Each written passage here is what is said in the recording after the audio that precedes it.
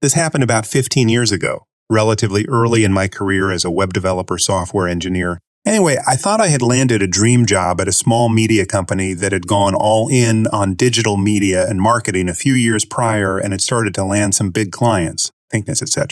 The team consisted of two owners. We will call them Jeff and Nige. Jeff was the lighthearted, approachable, and more tech-oriented member of this double act. Nige was the straight man, less approachable, and less likely to join us in any social antics, but ultimately a seemingly decent guy and the main driver of the business. In addition, there was an office manager, James, who was also Nige's other half, and Rachel, an office assistant and a good friend of Nige. The rest of the workforce made up the media team, which consisted of a senior and a junior designer, a senior and junior developer and me, another senior developer and me, another senior developer. What made this a dream job for me at the time? Well, on top of the fact they were doing some great work with what was, at the time, cutting-edge technology, it was an overall great place to be. Flexible working hours, lots of holidays, and lots of social events. To give you a better idea, most lunchtimes Jeff and the media team would all go out for lunch together, or play a FIFA tournament, go to the pub to mob on a new idea, etc. Most importantly for this story, every Friday we would all finish an hour early,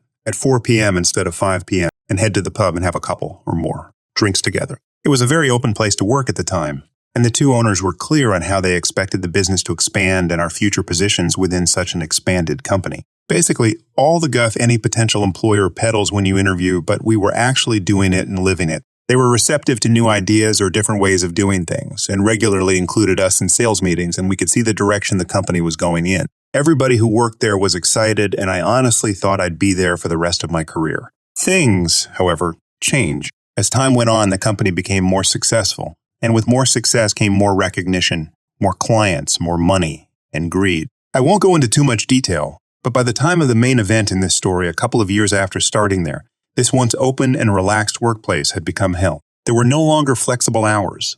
You had to be in at 8:50 a.m. to get ready at your machine, and you didn't power down until 5 p.m. at the earliest unless you had been asked to stay late to churn out more work, unpaid. No more lunchtime socials. There was a lunchtime rota that stated who could go for lunch and when, so we could no longer take lunch together. Despite the ever-growing workload of more complex and larger websites, no new members were added to the team. Even when the other lead dev left, no replacement was found. On top of this, despite the growing workload and shortening deadlines, promises of raises and bonuses never came to fruition, which was especially galling when coupled with the fact both owners were by now getting a new car every 6 months. Nige also made it clear that with the success of the company as it was, his plan was to sell it at the ripe age of 45, I think, and semi-retire to a life of travel writing and photography, despite being mediocre at both, without a second thought for the rest of us. The business was now being run in a manner that allowed the owners to line their pockets with as much cash as possible, whilst also making it look like a good takeover prospect.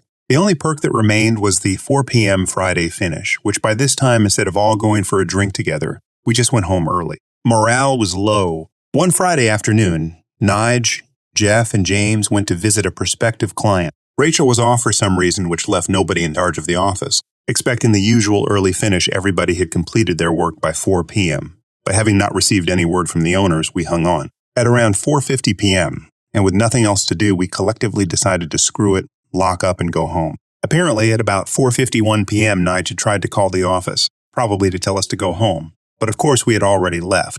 Monday morning, every one of us was called into the main office, given a bollocking and told that a planned upcoming social was now canceled. It probably already was anyway. But why not use it as a punishment, and that our wages were going to be docked for leaving early? Now, here in the UK, it is naughty to make deductions from a salary unless it is for some legally mandated reason, e.g., taxes, national insurance, student loan, etc., or unless the employee has given explicit written permission, so I didn't think this last threat would actually happen. I didn't have to wait long to find out as we were paid weekly, but sure enough, that Friday there was a deduction from my wages as well as everybody else on the media team. I approached the owners about it, but I was basically given the same speech as on Monday morning previous. Law has been a particular interest of mine, still is, and whilst I'm no lawyer nor any kind of expert, I know enough to stand up for myself and those around me, and so with the backing of the rest of the media team, I sent what may be considered a notice before action, just prior to leave on Friday. That NBA being a formally worded email to both owners stating my grievance,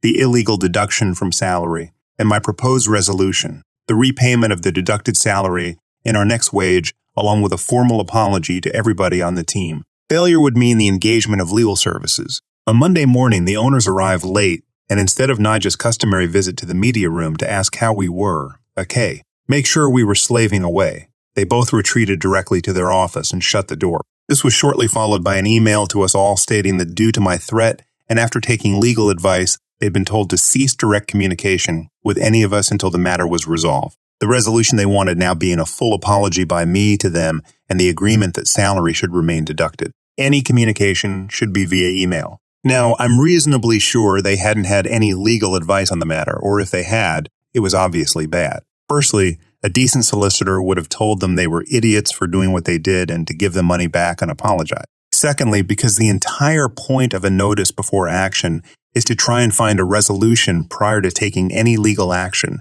In closing up shop in this manner, they are practically forcing a legal engagement. My belief is that they were simply calling my bluff and didn't believe I would take this any further. They reinforced this by adding to their email that any further communication about the deduction from our wages would need to come from my legal representation. I, of course, was not bluffing and complied with their request. What they didn't know was that a member of my family was not only educated in employment law, albeit not an actual solicitor, but also a union representative at another company. So by the end of the day, a legally drafted letter arrived on the owner's desks laying out the illegalities of what had happened as well as the expected timeline of events going forward. Within 30 days, I think, we were to have had a formal meeting between the owners and myself, with me entitled to legal representation present in that meeting, and with the expectation that my demands in the NBA were to be met as they had no defense. Should that not occur, this would be going to a tribunal or maybe even full court with the company liable for expenses. It was a slam dunk, so they would end up with a relatively hefty bill.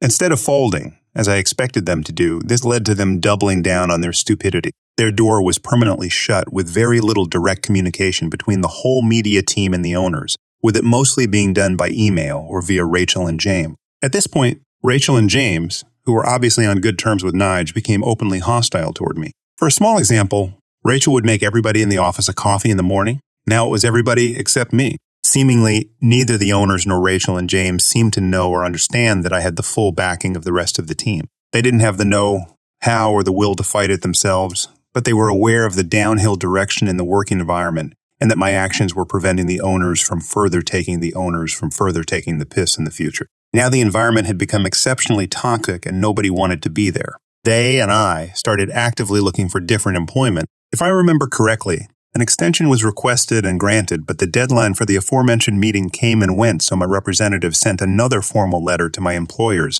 stating that we would be going to tribunal. It also now stated that I would be leaving the company immediately and I would be claiming constructive dismissal due to the actions of the owners, James and Rachel, which had all been logged over the previous weeks. The only result of the extension they requested being an extra few weeks of workplace bullying logged. Receiving all this was the last straw and a resolve was broken. An apology was sent via email, along with the promise that the money would be returned in our next paycheck. I'd had enough, however, and I immediately handed in my notice, which I believe was 4 weeks. I hadn't found another job, but I decided to move to the city anyway and go freelance. Before my notice period ended, the junior designer also handed her notice in, also to go freelance, and within a few months of me leaving the junior dev and the senior designer had done the same. The business owned by Jeff and Nige was essentially dead, with many of their existing clients seeking us out to continue doing work for them on a freelance basis. I learned that Jeff and Nige eventually had a falling out, with Jeff resigning as a director and becoming Ictu at another tech company. Nige renamed and rebranded the old company and attempted to carry on somehow, but to this day, the examples of work on their webpage are still the ones we made 15 years ago. Most of them aren't actually his clients anymore or are defunct. I also later learned, as we had all suspected, that Jeff wanted nothing to do with the wage deductions, etc. Although I'm not sure how hard he fought against it. Although I've not physically met them since the day I left, I am connected to everyone in the media team, and they are all doing well. Jeff also reached out a few years later, and he is doing well too. As for Nige, James, and Rachel, I have no idea. Rachel was close to retirement anyway, so I guess she was reasonably fine. Looking at the public details of the businesses Nige now owns, it's clear that none of them makes any money and his travel and photography blogs stopped being updated a few years ago. Nige's, and James is his partner, plans to retire early and travel the world are probably now permanently on hold, as is his penchant for a new car every few months. And the amount deducted from our wage over which Nige lost his business and planned future? £680. For this petty revenge, there needs to be a little background information. When I was in high school back in the 80s, my mother did volunteer work in the high school canteen, along with a few others that had their children at the school, too. This canteen served both the students, staff, and teachers. Like most canteens of the time and area, we had meat pies, sausage rolls, and a particular favorite of a buttered bun with a sausage roll in its tomato sauce. As we used to say, buttered bun sausage rolls and sauce, thanks. A variety of sandwiches, cakes, drinks, etc. One of these tasty cakes was a buttered 1-2 teacake. This was very popular. For those that don't know what a teacake is, think of a slight sweet white bread with sultanas in it and pink icing in top. These things were usually a little larger than 30 centimeters, 12 inches, long approximately 16 to 18 centimeters, 6 1/3 to 7 inches, wide and about 5 to 7 inches, wide, and about 5 to 7 centimeters, 2 to 2 3/4 inches, high. The canteen would cut them in half and then slice them down the center and butter them. Very yummy, but not so good for you. This was the 80s. Bite me. One day there was a cross-country run for PE, physical exercise as it was called back then. And everyone had to do this run of about 5 kilometers, just over 3 miles. This particular day was about 30 to 35, 86 to 95. Might have even been hotter, I can't remember, but it was hot. The cross-country run was in the morning and lunchtime wasn't long afterwards. So if you finished the run early, you could go to lunch. My mom was in the canteen and noticed all these students coming up to the serving window with flushed red cheeks, profusely sweating and looking like some were suffering from heat stroke. After seeing so many, she asked why they were all so hot and sweaty, and of course they all said the cross-country my mom used to work at a very reputable children's hospital in England before they came to Australia. So basically she knew her stuff. Having a huge stature of massive 4 feet and 5 1/2 inches, 136 centimeters, she walked down to the boys' quadrangle where the PI, teachers' rooms were, and proceeded to, in front of all the boys, rip strips off the PE, teacher responsible for conducting the cross-country on such a hot day. Back in those days, we weren't allowed to bring a bottle of water either. Madness. My mom didn't allow him to get a word in edgeways. All the boys watching were laughing and joking how such a short lady was putting the tall jerk PE teacher in his place. Now for the petty revenge. My mom went back to the canteen and of course told all the other canteen ladies what had just happened and why all the kids are looking really hot, flustered, and about to collapse. This teacher always got a half a tea cake for recess. So the next day, my mom found the smallest tea cake and cut it not very in half, and that teacher got the short end of the stick, so to speak. All the other canteen ladies thought that was a fitting punishment for putting, not only their children, but all the other children, through a very unnecessary run on such a hot day. This was then adopted, so the teacher automatically got the smallest 1-2 tea cake.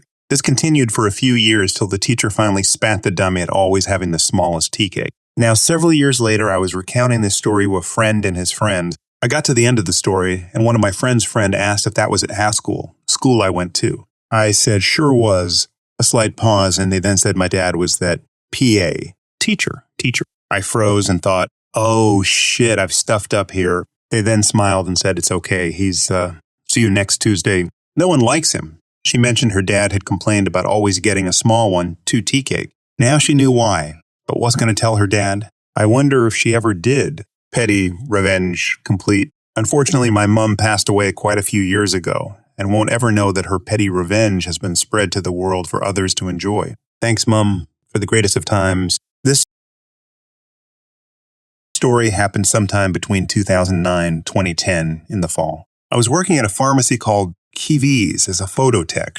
Anyway, I was doing some returns because it was a little slow when I heard a woman and her child who was about 4 in the next aisle. The conversation was something like this. Henner, what are you doing here? You were supposed to wait in the car with man's name. Kid, he fell asleep and I was scared so I came to find you. Note, it's dark now as it is about 6 p.m. and it gets dark early this time of year. It was late fall or early winter. Henner, go back and wait in the car. I am waiting for the pharmacy to get the order read. So the poor little boy walks to the front doors by himself. I was about to run and stop him and tell him he can wait with me when I get paged to the front. My coworker on register saw the whole thing too and admitted he wanted to stop the kid but felt like he would get in trouble since he was a stranger. Well, we were next door to a Subway and a few minutes later the manager there comes over and says that a small boy has wandered in and says his mom is here shopping. He has the kid with one of his employees because he was worried if he wandered into the parking lot he may get hit by a car, and he bought him some chips because the child said he was hungry. I asked my coworker to watch photo for a minute and I'm going to see if it is the same boy we saw leaving earlier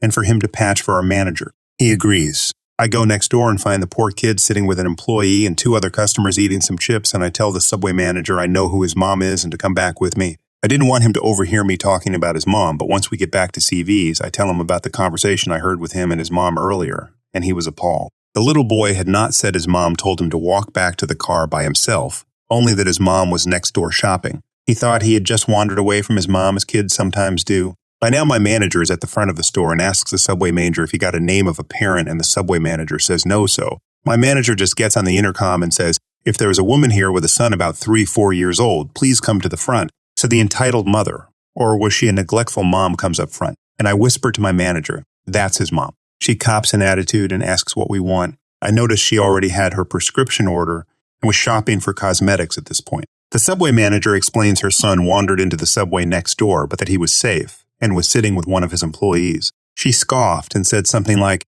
I told him to wait in the car with male's name again, my manager. I overheard that your husband fell asleep and wasn't watching his son. Maybe your son should stay with you? It's very dark in the parking lot right now and he could have been hit by a car. The Subway manager. He can stay with us about 10 more minutes, but then my employee is going to go home and I can't watch your son. I don't mind that he got a bag of chips on us. She paid for it for him, but please don't let it happen again. He could have been hit by a car. She snaps at them that the man in the car is not her husband nor his father, and how she is a single mother and was trying to get her boyfriend's medication, and this is no way to treat a customer, and she's going to call corporate. She starts using racial slurs and profanities till my manager gets fed up. My manager, put down your basket and take your prescription that is paid for. Go next door and get your son, and then you have 2 options.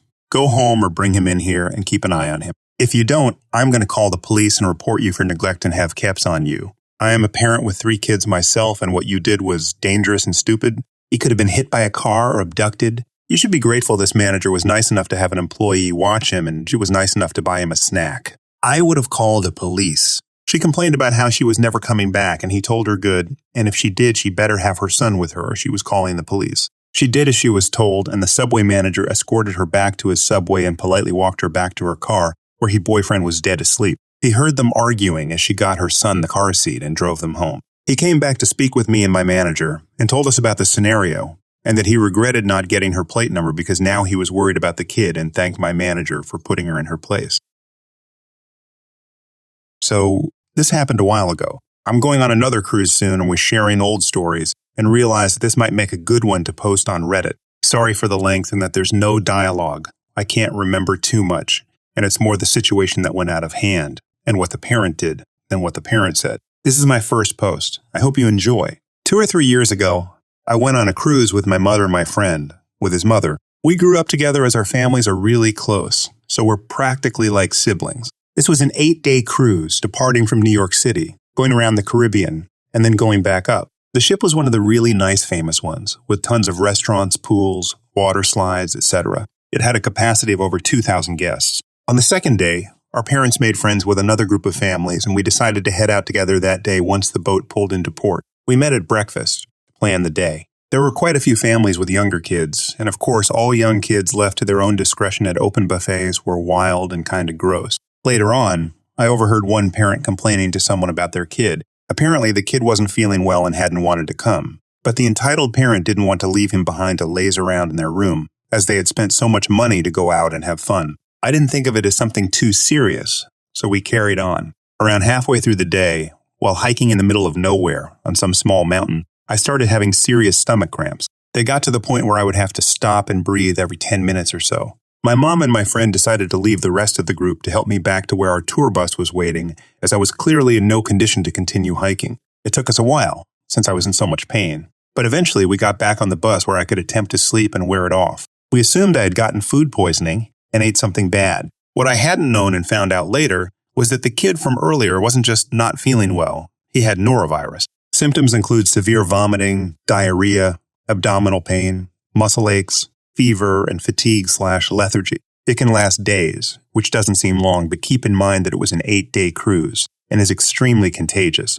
especially in close quarters. Well, guess what? We just happened to be in a closed-off ship, thousands of people, with open buffets just waiting to be contaminated. By the next day, 3rd, I wasn't the only one not feeling well. Everyone in our room had got it. My mom, my friend, his mom. There was a small line in front of the clinic by the time we got there, including a couple of the families who went on the hike with us. Literally everyone suffering from similar symptoms. The medical staff gave us some sort of Tylenol-esque medication and told us to stay in our room for the next while so we didn't pass it to anyone else. We listened to them. The entitled parent did not. The entitled parent continued to take their kid around to the water slides, buffets, shows, despite everyone warning her not to. Her son was still very much sick, but she wanted him to have the best experience on his first ever cruise. On the fourth day, word of mouth told me that it was quickly spreading. The cruise started offering free movies and in-room catering for those who were sick in a futile attempt to keep them in their rooms. Live shows were canceled because even the performers were getting sick.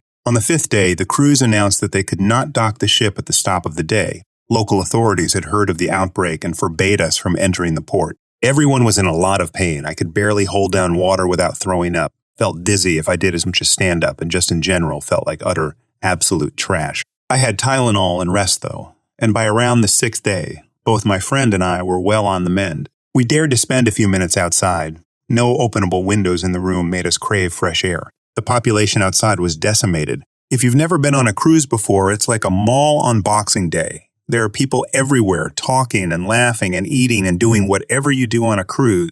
But that day, the ship was almost empty, other than some employees wearing gloves and face masks, and a few lucky stragglers. We probably saw around 100-200 people in comparison to the 2,000-person capacity. In order to have a good time, the entitled parent let her kids spread the virus to almost everybody on the ship. There's no vaccine for neurovirus, so literally nobody could have been safe. Not to mention, cruise ships always have many retired elderly with lower immunity levels. She didn't just ruin literally everyone's vacation. She put people at genuine risk as well. I don't think her son should even have been allowed to board the ship in the first place if they had known he was sick, as I believe there are some regulations about bringing contagious diseases into the closed environment. Anyhow, the morale of this story is, don't take your sick kids on vacation. If you do have to for some reason, at least leave them in the room and let them recuperate instead of passing it around. It's not only better for everyone else, it's better for them too. Also, avoid open cruise ship buffets if possible. Most have at least 1 or 2 free a la carte restaurant options for all 3 meals. This happened a couple of days ago, and I thought you guys would enjoy it. As a bit of backstory, I play the electric guitar. I take lessons from a teacher that is absolutely the best in the area at what he does. He's been doing it for about 30 years now, so he's really, really good. Understandably, he's also really, really booked up. When COVID hit and everyone started doing online classes for school, he lost a bunch of students because they typically go to his class after school, and since they weren't in school or doing extracurricular activities, their parents, I guess, decided to yank them from guitar lessons too. One of the things that makes my teacher awesome is that he tends to give scheduling priority to his older students, like me, 41, because they don't give him the headache of having to manage every little thing between this and that thing for school. It kind of sucks for parents, but he's had enough of the headaches of rearranging everyone's life because little Johnny has to play his leading role of being a rock in the school play. Now this matters because now that kids are starting to go back into the classrooms where I live, parents are blowing up his phone trying to schedule their little darlings back into lessons, while us older folks have been dutifully attending or doing online lessons and paying the whole time. So if you've been doing that all this time and you've got the 3:30 slot and you like it, that's where you stay. This matters because of Guitar Karen. Guitar Karen's son used to take lessons, but she pulled him out for the last 9 months or so. School classes are starting up, and Guitar Karen wants as little to do with her kid as possible, so she has apparently enrolled him in every possible after-school activity that exists. I know this because my teacher rolls his eyes as our lesson is about to begin, because his phone is pinging like crazy. I thought it might be an emergency or something, so when he returned to the room, I said, "Your phone has been going crazy." He normally turns it off during our session, and he just mutters something and turns it off, talking about how this woman has signed her kid up for track, baseball, art, band, and now guitar in order to ensure he has something to do. Every single day of the week, he absolutely must have this 4 o'clock slot. You can imagine where this is going. Guess whose slot that is? Mine.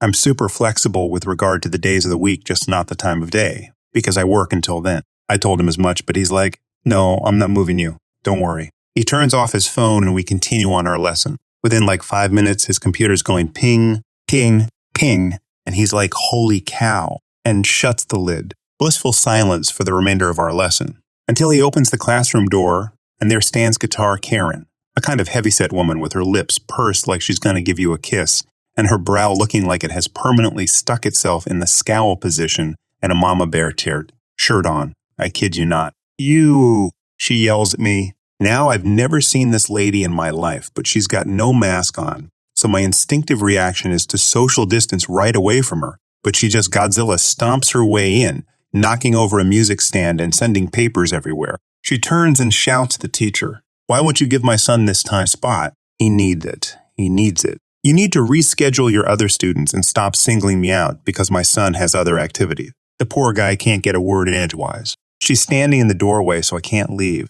She looks me up and down. Me, who is very much a t-shirt and jeans kind of lady and is wearing a shirt that says, "I like heavy metal, coffee, cats, and maybe 3 people. And is like, "I bet. You don't even have a job. You're probably some washed-out college dropout. Why'd you pick this time slot anyway? Is it because you knew someone like me might need it? You need to give it to my son." I also can't say a word because this woman just won't shut up. Now let me reiterate that my teacher is the chillest guy on the planet, but he nearly died last year from sepsis on top of the whole COVID thing. So he's really understandably pissed when someone gets in your face, is stabbing your chest with their long-nailed finger and spraying insults without a mask on. He gets between me and her and says, "You need backup or get out." They take their confrontation out into the hallway. He tells me to go ahead and leave, and he'll handle her. I hear him tell this lady, "Listen, she has been with me for years, and I'd better never hear you insult her or any of my other students ever again. Your behavior is disgusting, and you need to leave the premises now before I call security." We don't have security in the building, but she doesn't need to know that. He was so fired up, I think he would have landed her flat on the ground in that moment. She turns completely meek and is like, "What about essence for my son?" And at this point, the teacher was like, "Absolutely not." And she's like, "But he needs this." And the teacher said, "Not my problem," and acted as if he were dialing security on his phone. She scuttled out of there as I was leaving the parking lot. I wanted to give my teacher the biggest high five. He later told me he didn't hear from her since then, but he thinks this isn't the last encounter. I imagine she's the type of person that will come down there every weekday at that time to berate whichever poor student has that spot because her son obviously needs it. This isn't my story, but my friend's. My friend worked at a jewelry store, and the attire was a business suit. She loves her job because she is surrounded every day by precious metals and stones. She's a nerd for Victorian fashion or whatever request there is regarding fashion, balls, princesses, and royalty of Europe. Anyways, the only thing she hates in that job was the manager, Susie. From the account of my friend, Susie has an attitude similar to the fairy godmother from Shrek, very kind in front of customers, but would then bare her teeth when they left. Her favorite pastime was to chat with a customer while criticizing the employees with remarks about their looks, appearance, or how what accessories they wore didn't match their complexion and such. And she seems to have a grudge for my friend, probably because she engages with the customer with minor trivia like, "Did you know jade has a hidden meaning?" and such, and it made a lot of people return to the store. One day, Susie came in extremely pissed and started off on my friend about how she looks. Mind that she dresses as plainly as possible because she geeks out when it comes to anything fashion related to the 14th century, and that she has to look like what the customer wants to look like. I imagine that a light bulb went off on her head and blood rushing to her face as she thought things she could wear and whatnot. So for the entire week, which crosses Valentine's Day, she dressed up in gowns and dresses, matched with accessories that made her look like a Barbie princess. The entire time, there were people coming up to her about the dress, the accessories, and the theme to which she explained with delight. Susie was steaming the entire time. She tried to get her fired, but the owner was present because of the upcoming holiday and was happy with the increase in sales then. I managed to sneak by and saw her in a white dress that screamed Frozen, if it had an Eastern vibe to it, and Susie glaring from the back. I heard she left after the week was over without notice and someone else was promoted. My friend wasn't too bothered because the current manager had seniority and was pretty chill, so she's happy.